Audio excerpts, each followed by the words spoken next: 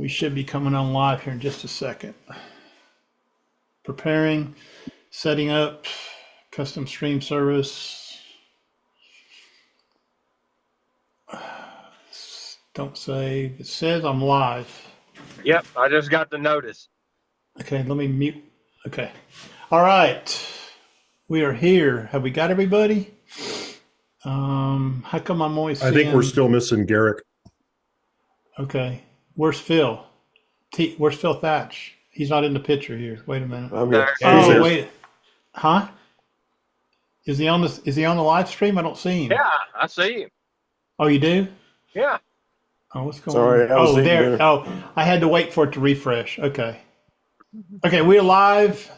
Photographers Roundtable, Season 2, Episode 1. Welcome back, everybody. Got Woody in the chat box. Terrell's in the chat box. Phil Thatch is in the chat box. I imagine Rodney will show up tonight. He texted me earlier. Rodney keeps tabs on me over here, make sure I'm safe. Right. That's his job. Make sure you're still alive. Somebody's got to. Yeah. Here comes Garrick. Let me get him in here. Okay, get started here in just a second. Garrick Gillette. Yeah, double G. See, Phil dropped off the live stream again. He's probably Well, I eating. think he's trying to eat dinner. Oh, that's right. If they turn their camera off, they drop off the live stream. Okay. All right, that's fine. Okay. Hey, Garrick, how you doing? All right. You're muted, Garrick. Garrick, unmute your mic.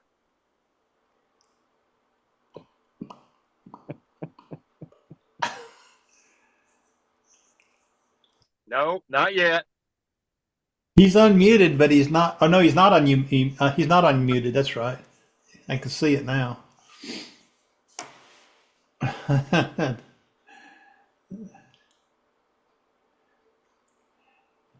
If you got the Zoom window open, bottom left should say audio.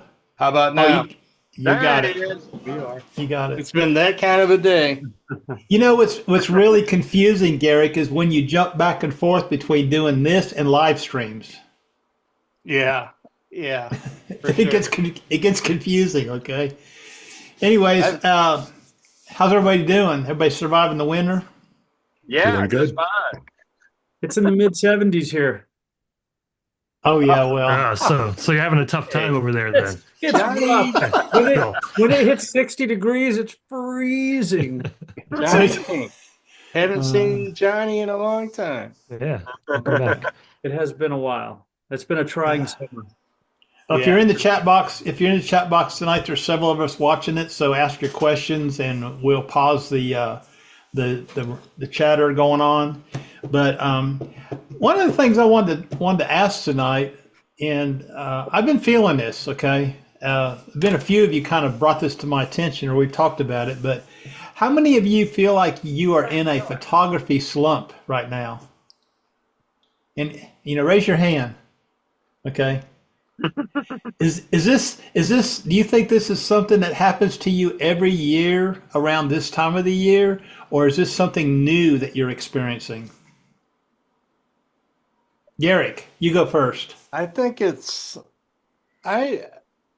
what I'm in right now is not, I wouldn't classify it as a slump. I would classify it as Garrick is sick and tired of the minus 25 degree wind chill temperatures that we're dealing with, and leaving the house every morning to go drive a school bus, and it's like 0 out and you're just freezing. So I would call it it's just a sick, I'm just done with winter. And it kind of happens this time every year. The holidays are over, the Bears season is over, and now you're in that dead zone, right, between now and spring.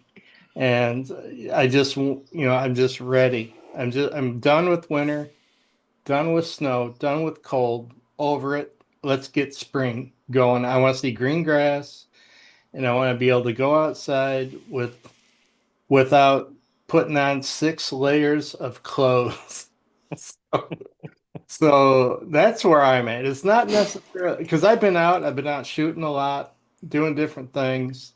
I wouldn't say I'm in a photography slump. I'm just in a it's hard to get motivated when it's so flippin' cold outside. So Well, that's it's definitely hard to get out when it's cold.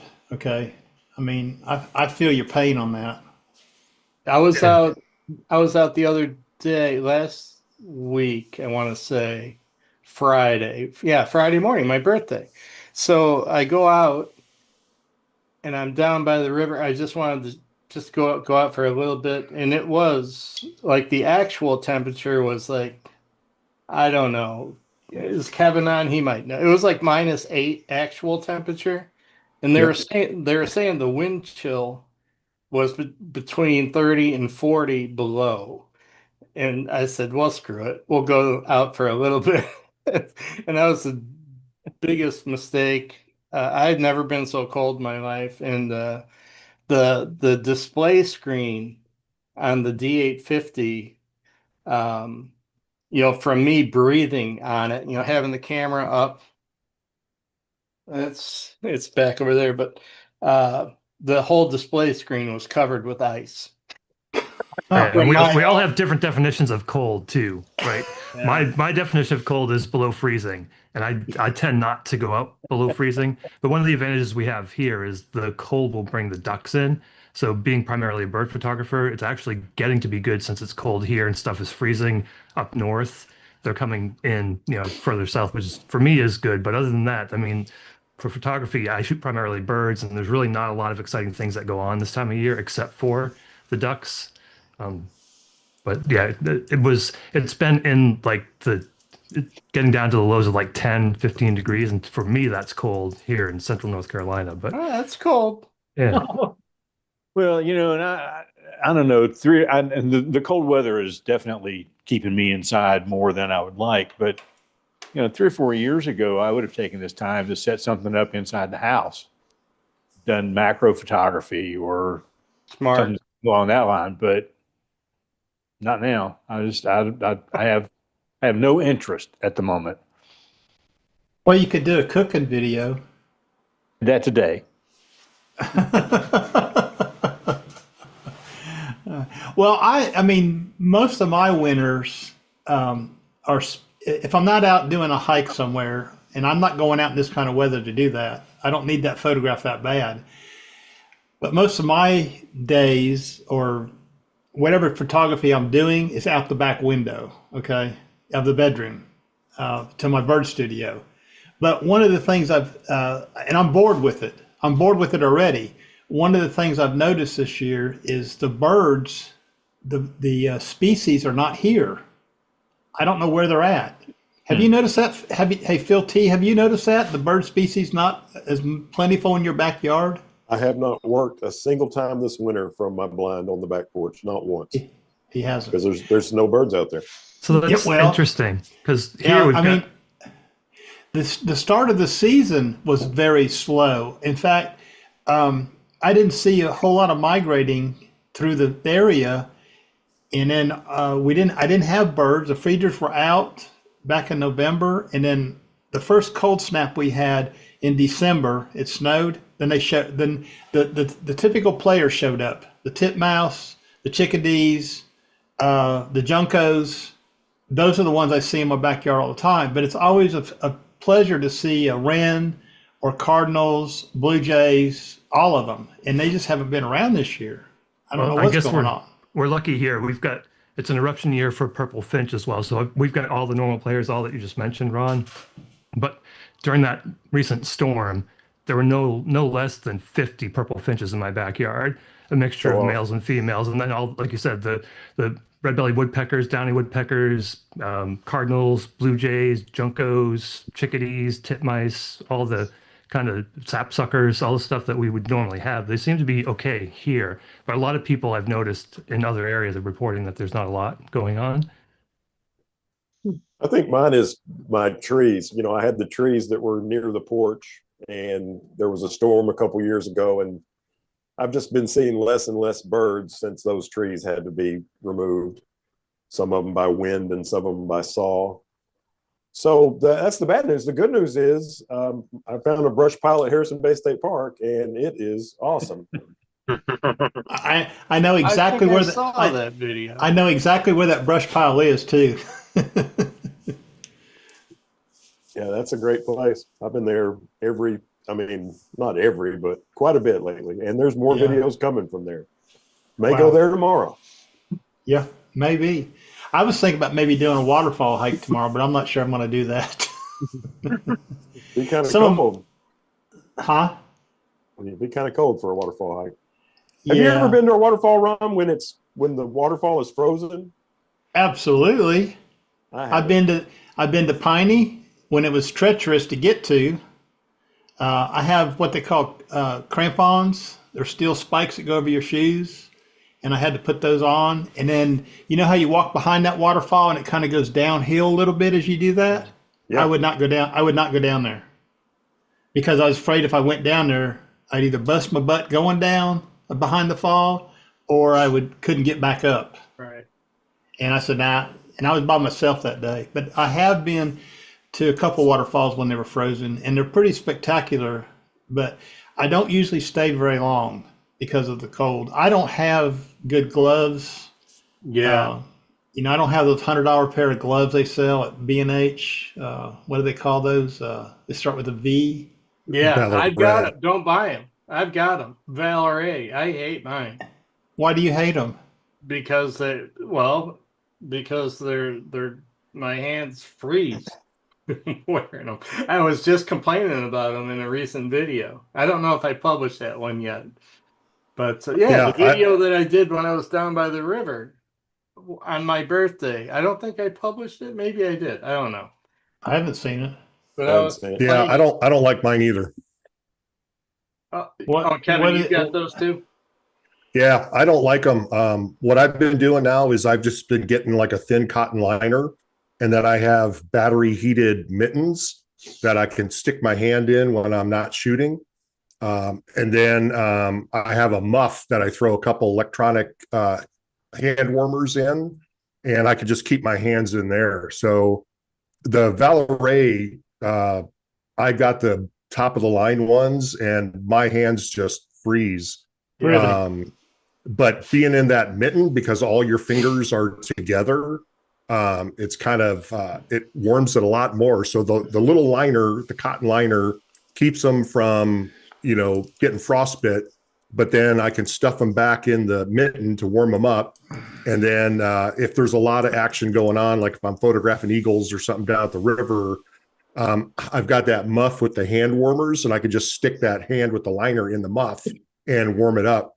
The biggest issue I have is the LCD screen starting to freeze up and ghost.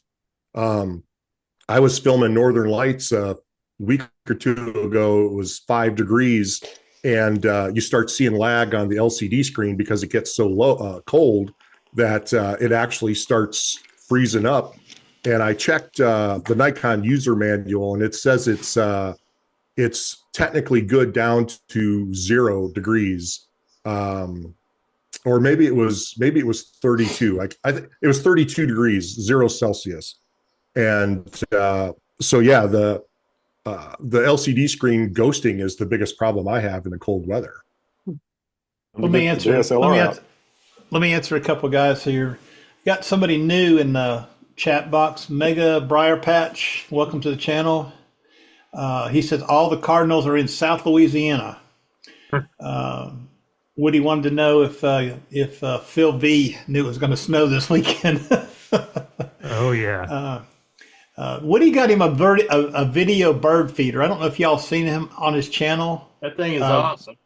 He gets about 300 to 400 videos a day, he said, in the wintertime. So we got one as a gift, and I've been going back and forth with the company because it's not recording video. So I've been going back and forth, and tech support said during the storm, oh, we saw that you had 696 events. That seems abnormal. I'm like, well, no, it's not, because we had purple finches everywhere. But those bird feeders are amazing when they work. This one just doesn't seem to record the videos. But Yeah. yes, almost 700 different events happened that day we got the snow. Yeah. That's a lot of squirrels. I was on YouTube earlier today. Sorry, David, to interrupt you. I'll real quick.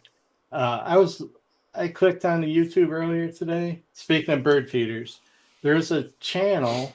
This guy just has a live feed of his bird feeder, and I want to say I know he's in the South. It could be Tennessee. But I just clicked on it out of curiosity. 10,000 people were watching when I clicked on that thing. And it's just a live stream of his bird feeder. I was like, Well, holy crap. There's a lot of that on there, isn't there, Tim? Yeah.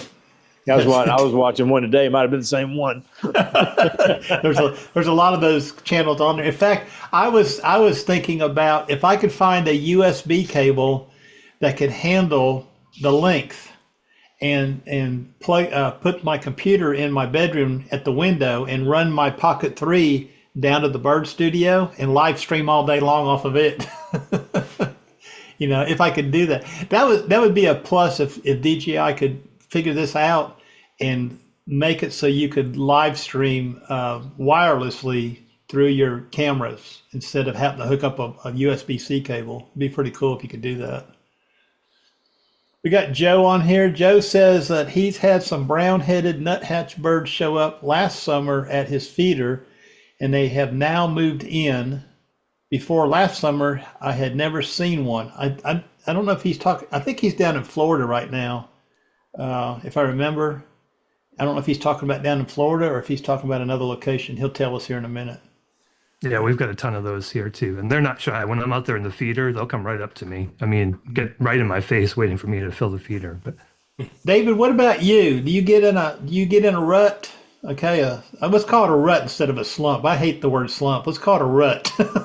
Yeah, at times, yeah, it happens. It's not like season specific for me. It seems like mine will come typically with like large surges of work in the shop, and I kind of just like get, I don't know, zombied out from dealing with long hours in the machine shop. I just ain't in the mood to go out and walk and hunt photos and do that too. I just want to be a daggum zombie for a couple hours and go to bed, But like right now, I brought a camera. I have my I actually brought two with me. I'm in Florida right now. I'm in Tampa, but I brought the ZF and lucky you. Yeah. I just looked on the thermometer right here, and it's 48 outside, so it's freezing cold. Wow. Yeah. But David, if you let me ask you a sidebar question. If you were not working, okay, if you did not have a job, if you were retired, what do you envision your photography life being like? A daily photo walk would be normal. Really? Every day, yeah. I would have a lot less keepers. I would probably delete way more photos than I do now because you got 7 to 10x the photo captures that I do at this point, because I know now I'm going maybe once a week, maybe twice on a good week. But yeah, that way I would get some exercise to get me out of the house, and I would not be like burned out on machine shop work, and it'd just be a lot more interesting to me. Mm-hmm. But mainly, I just don't want to having to deal with the photos when I'm done too. It's like you capture all the images, then you got to do something with them. Right. Yeah, you do. I mean, I think I spend more time deleting images than I do editing images. oh, come on, you just have to get it right in camera. That's all we need, right? Yeah, if you just had a newer lens. Don't get me started. Okay? Mr. Pink, how are you? Doing well, thank you. How is everyone there? Good to see you. And I haven't had much. It's good to see you too, but I haven't had much to say because our cold here, it's relative, right? And our weather is beautiful. My wife and I were in Cambria last week, And it was mid-70s all the way through the time that we were there walking along the beach. I did a bunch of sunrise stuff, sunset stuff on the beach in short sleeve shirts. It was cold, Yeah. and my Sounds awful. my gloves, it was terrible. Yeah. The gloves that I use are actual really thick hunting gloves. So they're fingerless. I get out and I can manipulate my buttons and then slip my fingers back in, and they're all covered up, and they work. They're actual hunting gloves. They work really well. And I do have the crushable heat things to put on them as well, or in my hands. I'm curious there. Do you have, I know there's migratory birds that come everywhere, but do you have different birds that you look for in the winter than you would in the summer or spring, or is it kind of just a steady state of birds? They're steady going all the way through, and there's nothing specific that I like other than hummingbirds and then dragonflies in the summer. And that's mid-afternoon summers. I missed it this past summer, but this one I will get. Hummingbirds are all year long here. So Yeah, I wish they were here. that's my big thing. Now, you could always drive down to Arizona and hit Patagonia and all the places around there because the hummingbirds are year round. Absolutely beautiful. Have you found yourself in a rut? No. When I start to think maybe I am, I do something stupid and buy a new lens, a new camera body. I'm a gear whore. I like buying stuff and shooting it. And right now, I was digging through an old drawer and I found a bunch of vintage Nikon lenses that I forgot that I had. So that got me on a kick of looking for the radioactive lenses the M42s that I could throw on my Canon bodies. And I fell in love with those, and I've been going crazy buying these old lenses. $200, yeah, here you go. $300, here you go. And it's just fun. And now I should have wildflowers popping up soon, so I plan on going out for landscapes and eagles. Got one guy here, Thomas, who's T-Bone in the wild. He lives, he don't live too far from, I don't think he lives too far from here. He started Tennessee wildlife and video photography, the one that Eddie Johnson's on. I don't know if you guys, I don't know if Phil Thatch, if you're on there or not. It's a Facebook page. Anyways, he said that he feels like he's been in a rut for almost a year, mostly because he was so gung-ho for 10 years. Now, I can relate to that, okay? I think I feel the same way. I was gung-ho for a lot of years, and I always thought when I retired, I would be on it, okay? But guess what? Life has other ideas of where I need to spend my time. And a lot of my time recently has been spent right next door at the old folks' house, okay? That's what I call the old folks' house over there. So it's starting to take a little more of my time with them. And being that they live next door now, they moved into their home in September. It's like the phone will ring at 7:30 in the morning. Are you busy? No. Can you come over? What do you want? What is it? What do you want me to come over for? What is it? Don't Shanghai me. Tell me what you want.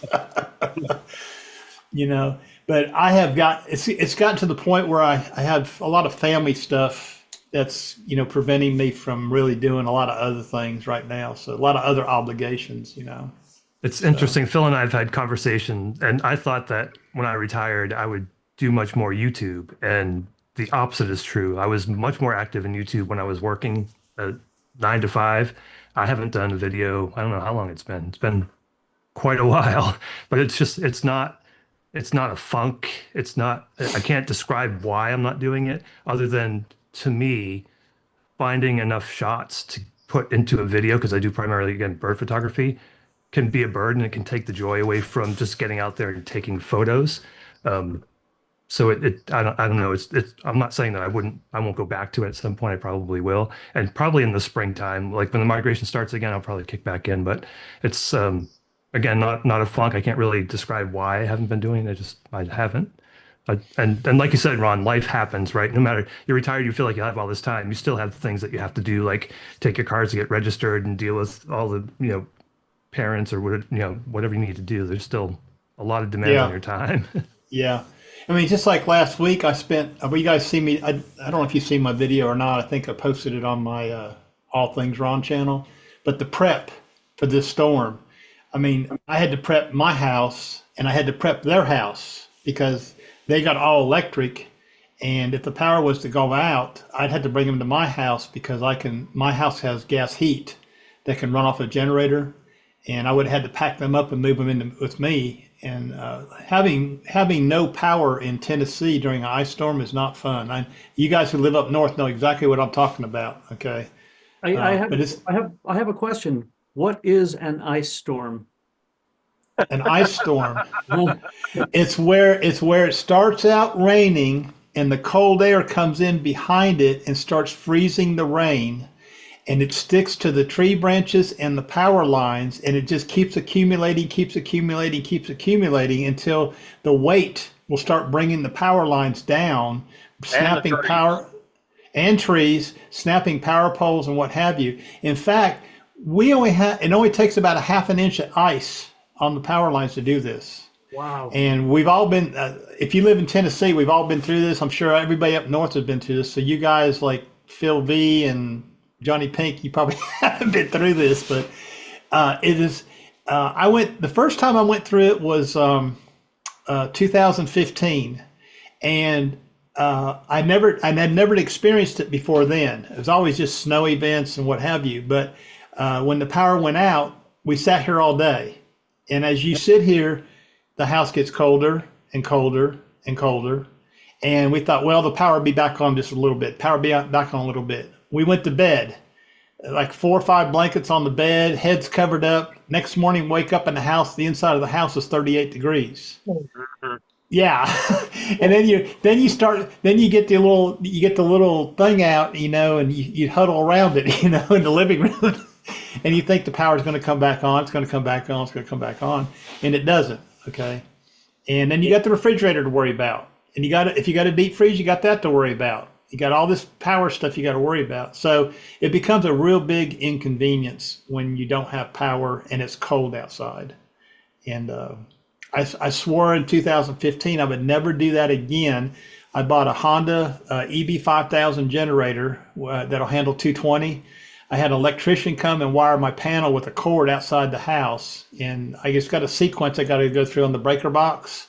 Turn off the main breaker, turn off all the other breakers, fire up the generator, and then flip on a few other breakers, and I got heat and some lights. And it'll be that, and that's what I had to do. Now a lot of people live here and probably up north have whole house generators now. Generac has them. But I don't know back in 2015 if that was even a thing. Okay, I guess it was, but in order to run that generator, you have to have either natural gas or propane. You can't run the generator off electricity because you ain't got no electricity. Okay. So that's a big thing too. So that's what it means when you have an ice storm. That's what it means. And it can be pretty bad. It can bring down the infrastructure pretty quick. We get Santa Ana winds here, which will take down trees, but nothing like that. And when we get our torrential rains that come through, we might have rock slides, roads closed of that. But nothing like that at all. Wow. Well, I've been seeing a lot of stuff on X and some a little bit on YouTube where trees are actually exploding from the inside. I've seen that because it's so cold. If you look at news stuff from Nashville and Franklin, right in the middle of the state, it's a war zone. In places. I mean, trees are down everywhere. Power lines are down. They had 200,000 or 300,000 people without power, and I mean, it's just. And then 2 hours south here in Chattanooga, it was a big nothing burger. We had some cold weather. That was about it. Yeah, I love those nothing burgers. we get some pretty severe ice storms here too, Ron. I think we got about half an inch of ice in this last storm, and we're lucky. I live in a fairly large city, and the power seems to be pretty reliable here. But yeah, when you live out in the country, it's a lot worse. And I live out in the county, and a lot of these power lines run through the woods, from one area to another. And then when trees come down, And then if it snaps a pole, the poles are way out in Timbuktu, and the crews can't get out there without a dozer, and it becomes a big job for them. But what I was going to tell you is, in the corner of my lot is what we call a lift pole, and it brings the wire from the transformer across the street to the corner of my lot, and then I go underground from that pole to my house. And I was sitting here Saturday morning, and everything was fine. We made it through Friday night fine. It was a little bit of ice Friday night, and it looked like it was going to warm up on Saturday. And I'm sitting here, and I hear this crash, this horrendous crash. And I get up, and I go to the other side of the house, and I said to my wife, "Did you hear that?" She goes, "Yeah, what was that?" And then I look out in the backyard, and I see I have a metal roof. So some of the snow kind of looked like it might have slid off the roof. No, that wasn't what it was. We still had power. We still had internet, and it came in on that pole. But I seen an Xfinity truck coming down the road, and all of a sudden he stopped right in front of my house, and then he started going real slow. And I looked out the window, and I said, "What is that laying down in the yard out there?" The whole power pole had snapped and come off in the yard. The electric line was still hooked up to it, still powering my house, and the fiber optic cable. And I tried to call the power company, well, I couldn't get through. So I just called 911. I just said, "Hey, there's a power line in the middle of the road and people are running over it." And they had people out here like in 10 minutes. So, and the crew showed up about an hour later. We didn't have no power. Or no, the crew showed up and had a pole on the truck, come knocking on my door, said, "We're going to have the power off for a little bit while we change that pole out for you." So I was, they changed it out like in an hour. So it could have been worse. So it just happens. But I had a comment in here too. Let me pick up on some of these. Terrell said, "Johnny, he's been loving your videos that you've been doing." Thank you. Yeah, you do some great videos.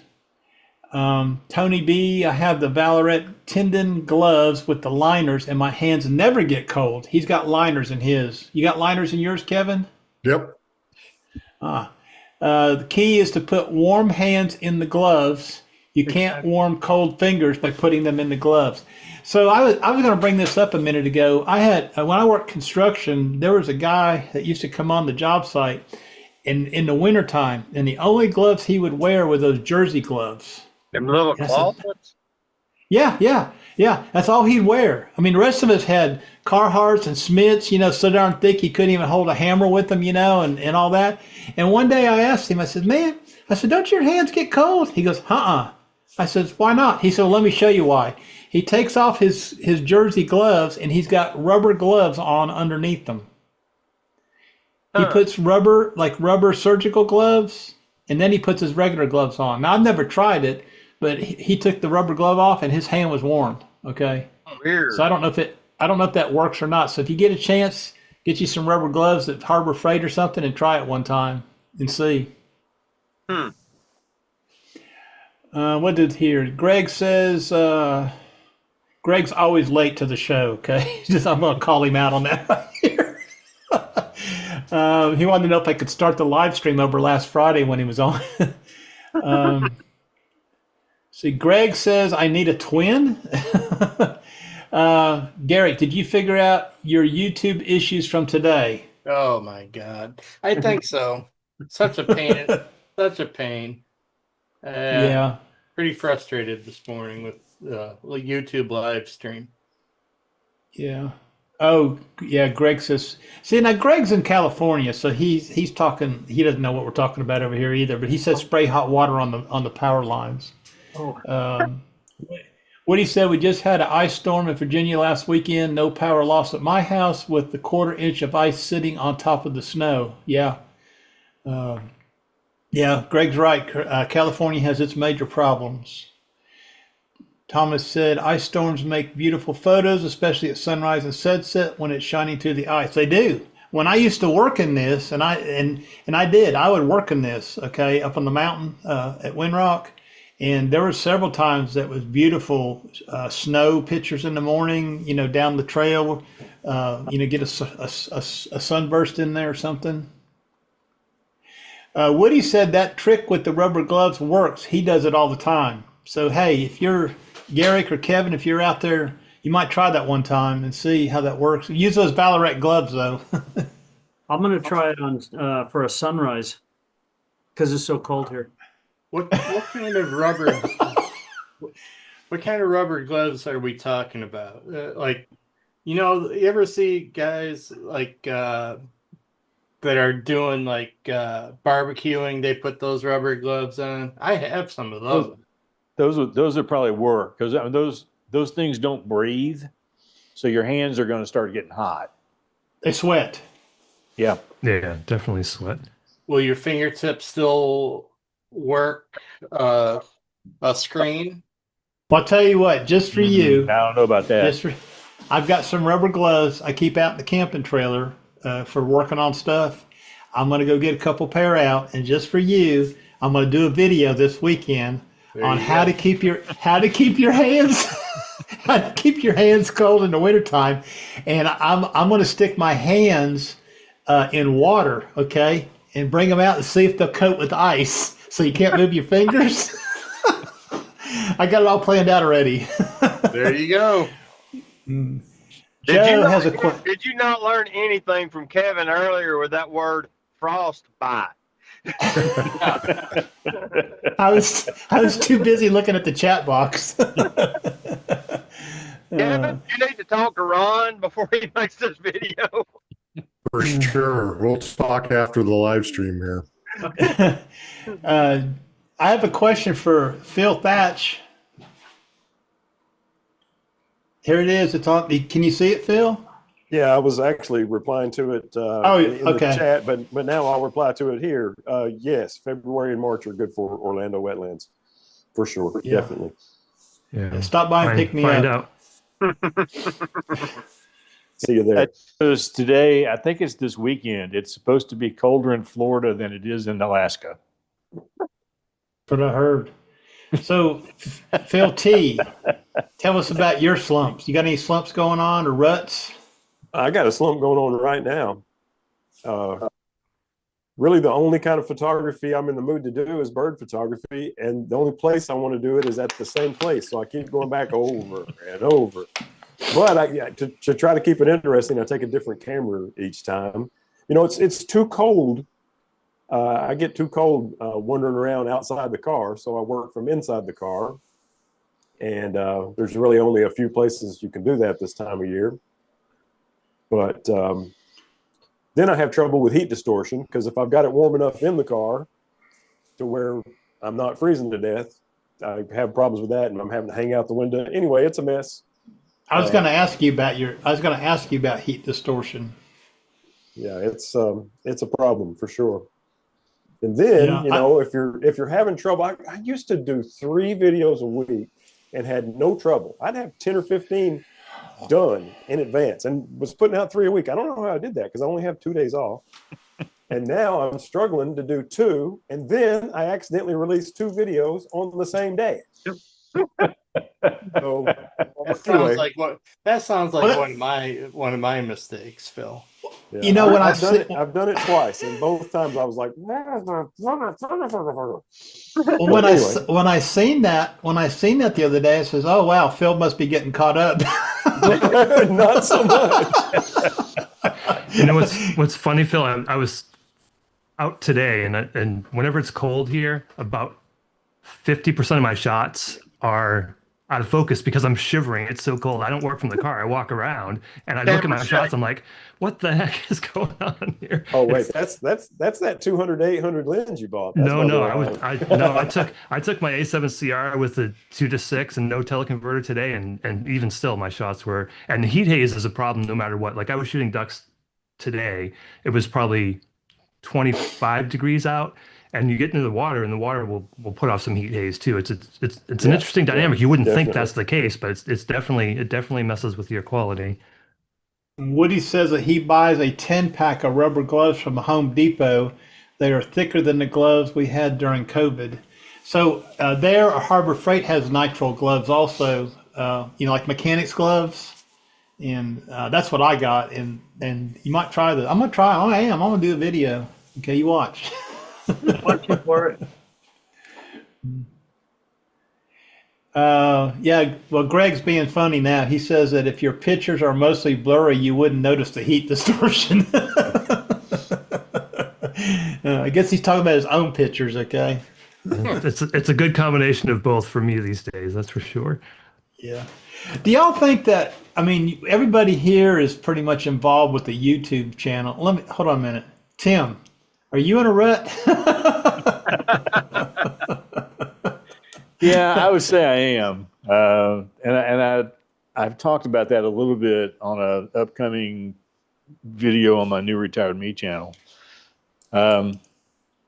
Really thought when I got retired that photography was going to become a big thing for me, and instead making videos, and I'm loving it. I'm enjoying it, and so I don't get out as much, and I don't have the opportunity right now to go other places, and I'm tired of shooting the same thing downtown Chattanooga all the time, and so I think I think I will be back in the groove maybe when it warms up and I can travel a little bit more. But I just solved my problem because I shut my photography channel down.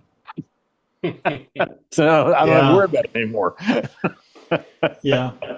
Any regrets about that? No. No, I mean, because, I'm still doing, like, I did a video on the Life in Motion Diaries channel the other day from the Savoy Car Museum, which incorporated pictures that I took that day. So it's almost like a photography video. I have It other absolutely places was. I can put that out there. I just don't have the pressure of having to do it every week. I don't have that pressure either. And I only have a photography channel. Well, photography channels are tough anyways. Do you think that, we as photographers, we all have YouTube channels. Do you think we get kind of distracted because we not only do we do photography, but we also got to produce videos for those channels? Do you think we get distracted from our photography because of our YouTube channels? Oh, I definitely do, 100%. I was going to say, some content creator I watched a couple of years ago said it best. A photographer goes out to make a YouTube video about photography. They have to take photos and film the video, and you can do neither really well because you're dividing your attention between the two. If you have a RC car channel and you go out and film that, then you can still focus on the RC car. You just strap a GoPro to the roof of it and take off. It's like our genre is like a double whammy of complexity when you go to make content for it. You're constantly trying to see some kind of an interesting photo that your viewers are going to appreciate so that you can photograph it, but you're also kind of trying, like, I don't know how many times, if you watch my videos, like the last one that just came out, I even said it. There goes a guy that would have made a really great photo, but I was talking to the camera, and I couldn't take the picture, So it's a double-edged knife, You got to make the video if you're going to have the channel, and you got to take the pictures because it's about photography, and it's kind of, you can't do them both at once. So, something's got to give, but yeah. I had a viewer leave a comment on one of my videos a while ago and said, I just watched your video. I feel like I could have taken better shots in every single one of those scenarios when you were taking shots. And this is a bird photography video, which is pretty much all I do. And I was taken aback, and I fired off a cheeky response. But you know what? I probably could have taken better shots myself had I not been focusing on video and photos. And definitely, if you just go out to take photos, you can focus more on the task at hand, right? It's really difficult, and I think Johnny and Phil do a really good job in watching their videos of getting that dual focus, creating nice photos and videos, and creating good YouTube content. I just don't feel like I do that very well. I was just going to comment on Phil when you said that, because Phil goes out to correct me if I'm wrong, Phil, but it looks like you go out and you take your photos and then you comment about those photos afterwards. And I've always felt like I've done the same thing. I've gone out many times to shoot whatever bird, got nothing except a great walk with James or something like that. I have nothing. And other times I've gone out and I've shot 1,000 photos, and then I will do my shots where I'm pretending that I'm shooting, or then I start talking to the camera about what I shot. So I mean, that's the way I do it, and I enjoy the creation of both. I enjoy filming with all these stupid anamorphic lenses to make it interesting, or or my vintage lenses. Let me try this one, and just so that's it's fun to me too. Then getting them in the computer, it's all, to me, it's one big creation thing that's just fun. Yeah, yeah, it's cool. I enjoy watching your videos. I don't Is that usually true? make my first clip until I've got my first shot. Exactly. Because otherwise, I don't know what to say in my first clip. And I'm not Thomas Eaton. I'm not making a cup of coffee and waking up in a van, you know. Oh, now I've got to do the parody video. Wake up in the cab of the truck, make a cup of coffee, have a thermos of hot water, and do pour over here on the armrest of the truck. Don't spill it. Do the redneck cup of coffee when I wake up. I would say that Phil Thatch has it down pat. Okay, I there's a comment in here about that too while we were talking about it before you brought it up, Johnny Pink, about how Phil does his, and I think it's a great idea because I'm like you. Oh, Phil, his comment right there. I don't have anything to say, but I'll go out. The first thing I do when I get out of the truck is I'll set my little tripod thing up, put the camera on top of it, and I'll start talking. Okay, before I take the first picture, and then after a while, I don't know how many times I've been out and done or was going to do a video, recorded video footage, and then when I got home, I realized I didn't have anything to show, and I just trashed the whole video, just deleted the whole thing, just said I ain't doing this. Okay, got rid of it, and I don't have the I don't know what you want to call it. I don't have the system down pat to do those videos, you know. For me, if I were to start over, God help me if I ever decide to do that. But if I were to start over, now that I have, because I was all into the Pocket 3, I love my Pocket 3. But since I got the Nano and the Action 5, it's really easy to do an intro video and then just put that on the cold shoe of your camera and just let the video run while you're walking around. Stop, take a picture anytime you want to. You don't have to stop the video. Right. You can edit it if you want to, but you still get that. You're not getting you in the talking to the camera, but you can still be talking while you're showing wherever it is that you're at. Because I'm usually downtown or some town, and so I think I would go that direction for what my channel would be. But like you say, I mean, Phil's got a machine going, and it works. Yeah. No. See, Tim, you inspired me. I've got this Nano, and I have exactly 0 minutes of video on it. It's been sitting on my shelf. I just realized that when you said that, I'm like, oh yeah. So maybe I'll adopt that. Maybe it should be easier, right? Just put it on the hot shoe and let it go. Even if you're wearing a cap, you can just put it on the bill of your cap. Yeah, it's better than a chest mount. Here, let me show you. I'm a camera junkie. Wow. I've got 3 DJI action cams. Okay, I've got a 3, I've got a 4, and I got a 5. That's what I did to my. Yeah, look, what's that, Phil? It's an Action 4. I've had it for 6 weeks. It's never been opened. I've got my 3, 4, and 5 over here to the right, along with my 360 cams, and just collecting dust.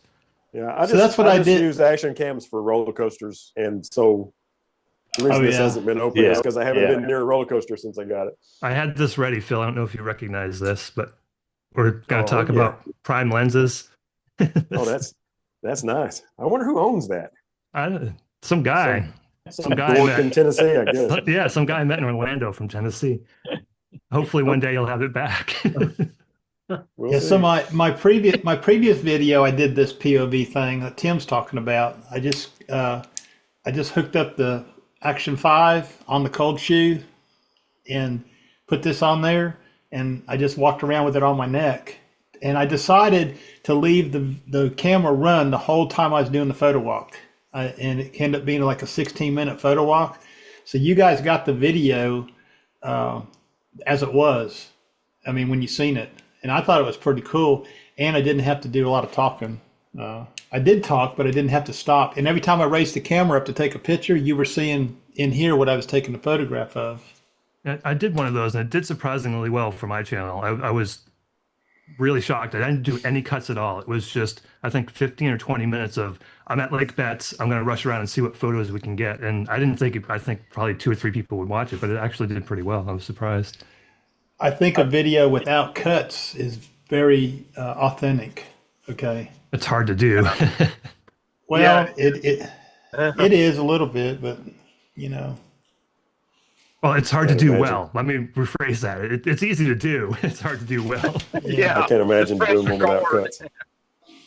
So since you brought up prime lenses, Philly V, okay, what is this is a question I had that I wanted to ask to the group, but what is probably the, based on sensor size, full frame or crop, it doesn't matter which one we're talking about.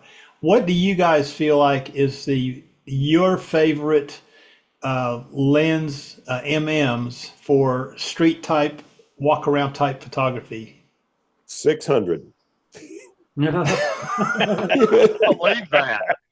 Well, you don't believe in being discreet, do you, Ray? Blends right in. Nobody ever seen. Well, the thing about it is I had my 600 answer before you finished the question. You ended it up with for street photography, and I'm like, well, crap, I've already got my digits counted out. 16 to 35 for me. So And I you don't like do a lot of- zoom? I don't do a lot of street. You like a zoom lens? I almost exclusively use zooms. Yeah. Wasn't that a prime you just held up? It was, yeah. It was a little inside joke with Phil. He lent this lens to me to do a review. I don't know how many months ago, and I haven't done a video, but actually I filmed it, and it's just sitting. You need to just go ahead and pay him for it, okay? Well, if I liked prime lenses, I would buy this one for sure. but- Film here. We'll all witness you Venmo him the money. Yeah. Yeah. Hold on. What, Do you accept Bitcoin, Phil? No, I was almost nothing. I don't accept Bitcoin is not one. Yes, I'll send it to you, Phil. Just use it. It'll be okay. yeah, yeah. How about you, David? What's your favorite prime lens for that kind of photography? 50 millimeter on full frame, 35 on crop sensor. So you like to go to the 50. You like to go to the 50 millimeter side of it. Yeah, that's 35 on the CL.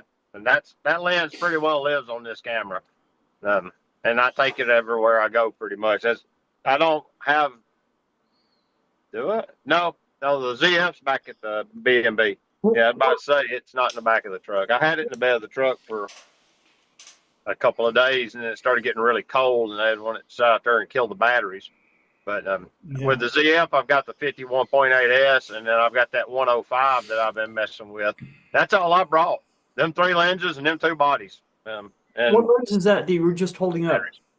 this one is this is a unicorn. This is a TT Artisan lens. It's the 35 f/0.95, but it's for the L mount. They only made a few of them, but come to find out. And TT Artisan actually sent me this one as a review sample. I reviewed it last year in Tampa. That's how long I've had it. And it works so well, I leave it on the camera. This is actually a great lens. Shooting it wide open, of course, it's soft, and it's nigh impossible to get the eye in focus unless you just do burst and lean in as you're shooting the burst. And hopefully one of them will catch an eye in focus, because at 0.95, the depth of field is like 0.01 millimeters thick. You know? Yeah, that's But- too thin. But it takes beautiful portraiture. Like street portraits, they're gorgeous. The background just melts away. It's got beautiful bokeh. It's a great lens, and they were like $150.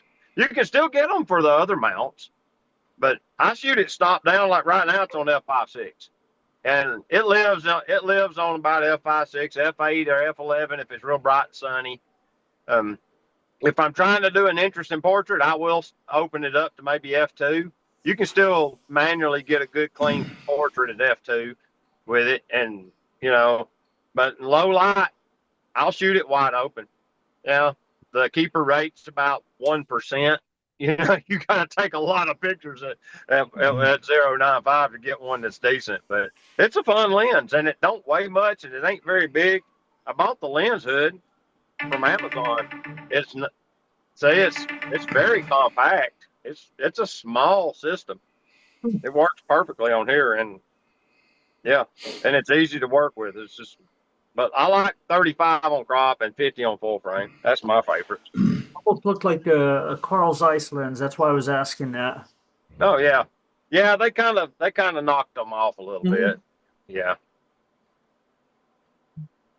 How about you, Garrick? Do you do prime lenses when you're downtown Chicago? Yeah, I do. I do both. My 2470 zoom I take in a lot, but I've got a 50 millimeter prime, just like David was talking about, and I've got this 85. This one, the bokeh on this thing is unbelievable. So it's a little bit too much lens for doing street photography. But I've taken this into Chicago, a handful of times and just love the results. When I was using a 50 millimeter on the crop sensor, for myself, I found it too much on the crop because it'd be Yeah. 75 equivalent. Tim, you got yours is fixed on your camera, isn't it? Yeah, it's a 28. And that's what I shoot on my phone is 28. If you were shooting with a Canon, would you use a 28 on it? When I use the Canon, I take the 24 to 240 because I can get everything. Yeah. But I used to use a 35 millimeter prime on it. That's an underrated lens, that 24 to 240. Obviously, it's not super sharp, but like you said, you can pretty much, it's a great travel lens. Also, Yeah.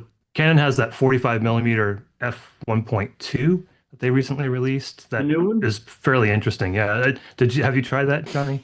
I have not. I got their 35 because it's just for video, right? And that's what I'm going to use it for is video because I don't shoot street like you guys do. I just got purely for video, and it's nice because it's autofocus. I wanted the 45, wasn't out yet. But again, most of the time I gravitate towards one of my manual primes, what they call vintage from the 60s or 70s. I need to talk to you. I have a whole bunch of them that I don't shoot with, and somebody else needs to own them. Well, please get in touch with me because I watched yours when you were shooting. I think it was either an FL or an FD Canon lens, and that's where it got me thinking about it. And so now I have a bunch of them as well as all my old Pentax lenses as well. Yeah, I love the Pentax glass. Oh man, it's awesome. I want to know what's Kevin's favorite prime. My favorite prime is anything that is really fast. I don't do much street photography. Well, probably don't do any at all, but I do a lot of night photography and a lot of blue hour photography. So everything is fast. Like I've got a 20, a 35, a 50, an 85, a 135 that are all F2 or faster. And then for things like sandhill cranes and stuff at blue hour, like in Nebraska, I've got a 600 F4 that I'll use. Most of the time during the day, I love my 180 to 600 on my Nikon, but anything that's like faster than f2.8, that's my favorite prime. Yeah, if I had a 600 F4, I'd shoot that all day. Well, your arms got tired. Yeah, that's why I make. That's why they make monopods. I've got one of the old ones. I never could get used to a monopod. Good Lord, look at that thing. Whoa. All right, maybe I wouldn't. No, they're heavy. Looks like a bazooka. And now that you guys got me thinking about it, I want to do a comparison between my 600 F4 and the 600 F11, both of them that I love so much. because the weight difference is just, it's crazy. I can shoot my 600 f4 all day, but eventually my arms are shaking all over the place. I don't Is use that six? Is your 600 f4 an R mount? No, it is the EF version. Yeah, okay, I 3, thought so. because All they're right. the same. They're the same. It just doesn't have the built-in, and I could use it on all my older cameras as well. Yeah. Hey, Johnny, I've got the perfect intro for that video. You start off with, you pull out the Canon body that you're going to shoot, take off the lens cap, reach in your pocket, pull out the F11, lock it on, and say, now I'm going to contrast this with, and then there's this dump truck backing up sound coming into frame. I can do that. And you know what I'm going to shoot it with? I'm planning on doing it probably Saturday, is hummingbirds. And in that space there, it's so tight that the only way, both of those have a really long minimum focus distance. I'm going to have to use my extension tubes to shorten it up to shoot in there. You don't lose light, but it does shorten. You lose infinity. Yeah.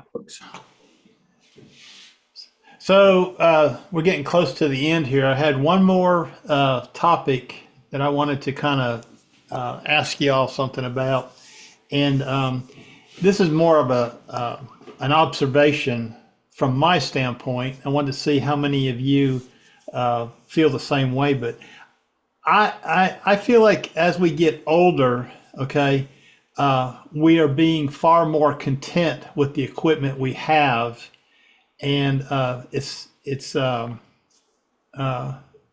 being content with your equipment is far more important as we get older, especially if you're retired. Okay, I feel that way myself.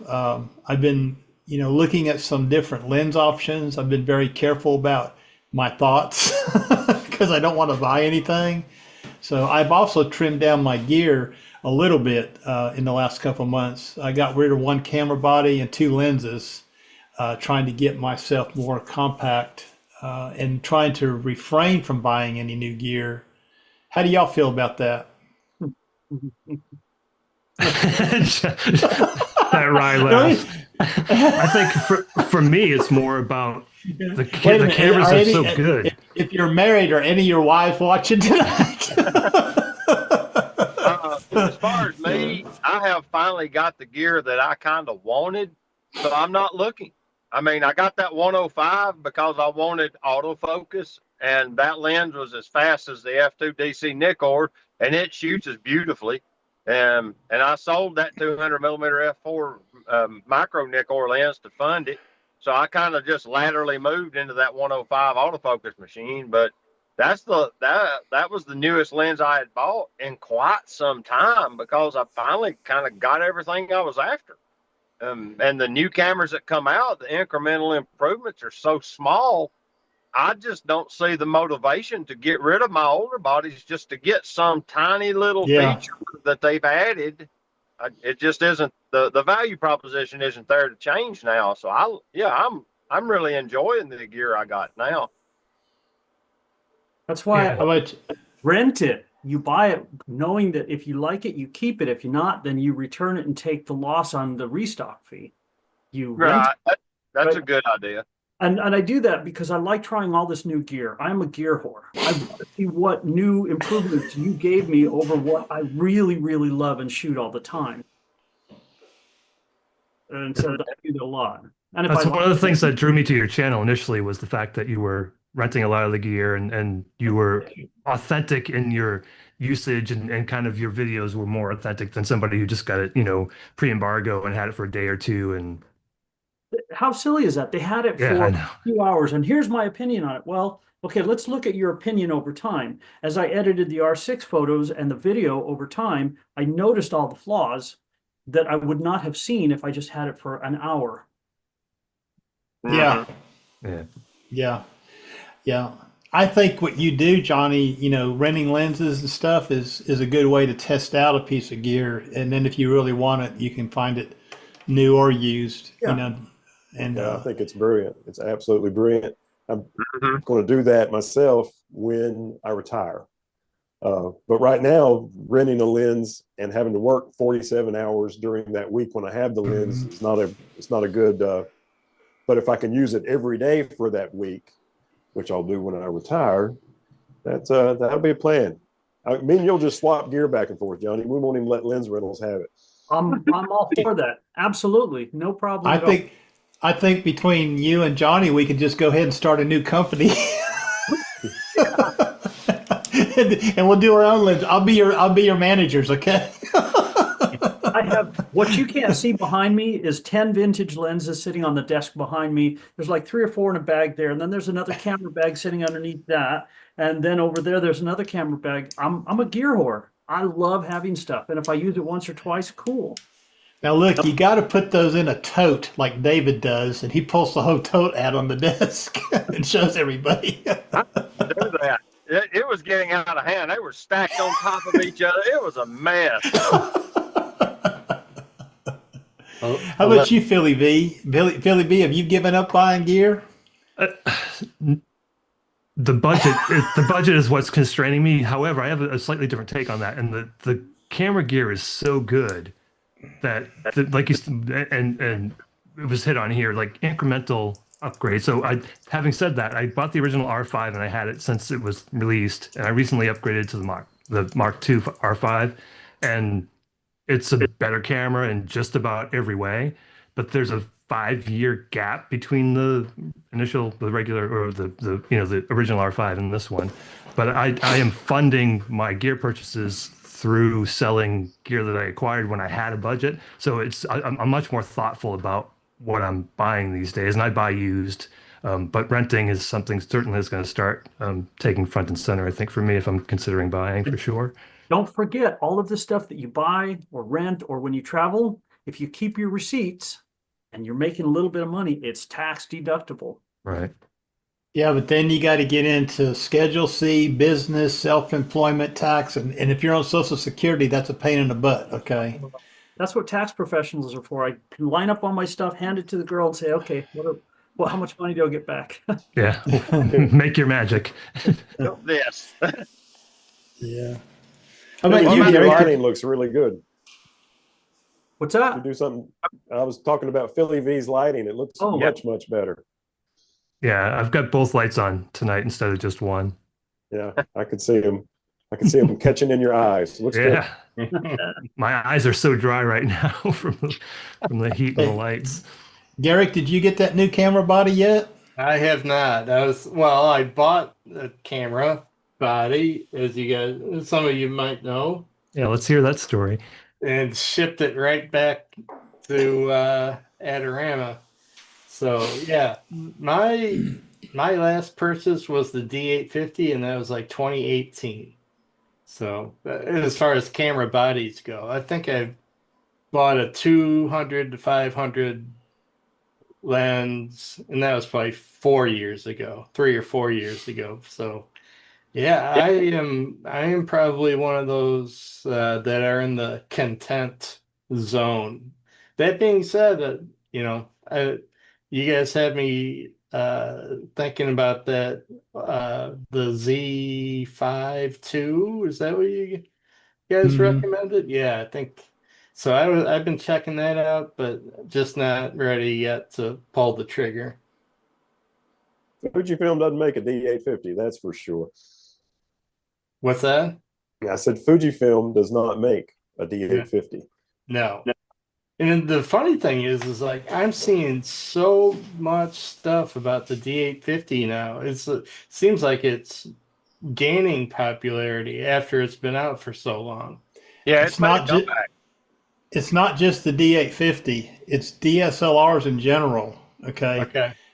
I've seen a lot of people reversing course and moving away from the mirrorless systems back to DSLRs at a reduced rate, because you can buy a lot of good cameras now on the used market cheap. I mean, you can get a used D7200, which was an excellent body, for about $325. Wow. And that's really cheap. I just bought a lens. It's not here. It's supposed to come in today. It didn't make it. It'll be here tomorrow. But I just bought a DX lens for my D500 because I want to use my D500 more than just for wildlife. I've been looking at a second DX body Okay, but then I thought, why do I want to do that? I already have a great DX body, the D500, with a great sensor in it. Yep. Just get a lens. So I bought a used. I talked to Phil Thatch about this. I bought a used 17 to 55 f2.8 DX from Murphy's Camera. That's And a great lens. yeah, it doesn't have VR, but I don't care Don't because need it. I shot with a what's the sister to it? 17 to 35 f2.8 on a D1X for years doing weddings, and I never had VR. Okay. Uh, That Yeah. would be a good lens for street in Chicago. I would like that. How much was that, Ron? $300. Not bad. It was in mint. I had to pay the $12 for shipping. They don't ship their used stuff for free like they do their new stuff. You said But it I was told you. 22. I told you. What'd you say? What was the range on it again? 22 to Set- 50? 17 to 55. 17 to 55. Oh, yeah, that would be awesome. but So it you is a put that on- DX lens. You It's got a- to it's a remember crop- it is. Right, it's a crop factor, right. Yeah. Hmm.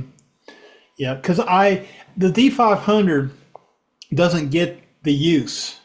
It sits on my dresser with the Mine too. 500 PF on it all the time, and that's what I use it for. And I said, this is crazy. I've got this camera body that I want to use more. Why don't I just find a lens for it? Now I have a wide angle lens for it. I have a Tokina 11 to 16 f2.8, and that's an ultra wide, and it's a DX lens. Fantastic DX lens. Oh yeah, Yeah, it is, I would put that up against any Nikon wide angles that are available for DX. Yeah. And there's two versions. There's two versions of that Tokina you got to watch. One, it has the built-in focusing motor, and the older version does not. It takes the screw drives on the D500s and those DSLRs. I have the one with the focusing motor in it, so I can put it on the Z50 Mark II with the FTZ adapter. And And it I had does the one without it. Yeah, and it does wonderful. It does wonderful with that Z50 Mark II, and it's a crop sensor body also. So I think a lot of people are going backwards from mirrorless. Okay, let's see what the chat box says. Terrell's going to sell the motorcycle in the spring due to medical reasons. If I do, I hope to get enough to get the R7 Mark II when it's released. Good luck. Hope you do. I'll be buying it. Me too. Yeah, Yep. I'll be buying that D500 replacement when it comes out. If that D500 replacement comes out and it's a 24 millimeters or a little bit larger of a sensor, I will buy that too. Because I've been thinking about a D850 again as well. Yeah, I think if they come out with the D500 replacement, they're going to have to up the megapixels on it, To compete with And it everybody has- else, they have to. Yeah. and it has to have stabilization, in-body stabilization. And I want Yeah. the same focus as in the D8 and the Z9, the Z8 and Z9. Yeah, let me finish the chat box here and see. One guy kept his D750, his last DSLR. Woody's got the 17 to 55 for his D500. How do you like it, Woody? Greg says, I haven't sold any of my gear, still have all my F-class and the D850 and two D500s. It's hard to part with that glass. I mean, older glass has character. You're right. Okay. It's hard to part with that. There's been a few pieces of gear I sold I kicked my butt for. Tim, you buying any new gear? No. I can't imagine that I would at this point unless it's going to be when I win the lottery and I buy the Leica M11. I got rid of my Canon R6 Mark II, the Canon R. It does everything I needed to do for what I'm doing now. I didn't need all the other bells and whistles. And I only kept two lenses, and they do everything I need. I can't imagine ever worrying about anything else at this point. Tim, I thought you'd be in your new studio. Well, I'm trying not to show it off too much before All my right. first video comes out. All right. Tomorrow is the last video I recorded in front of those 3 black and white pictures. But Okay. so next Thursday I'll be in the studio. Yeah, We'll be looking. I love watching Tim go through his transitions when he did his kitchen remodel. That was pretty cool too. You know. So, all right, guys. Well, it was a real pleasure. Thank everybody on the YouTube live stream, and hope I didn't miss too many of your questions. I think we got most of them. Terrell said, I like the feel of the Canon DSLR in the hands, but love the auto eye detect in the mirrorless bodies. Yeah. Yep. Yeah, that's the only thing, like David was saying, David Saylor was saying, get the newer stuff, you got to go to the newer camera bodies. But now I think they've given us so much that the upgrades are very small, not even worth going to the next camera, until maybe 2 or 3 more revisions from now. Who knows? I don't know what Nikon's going to come out with this year.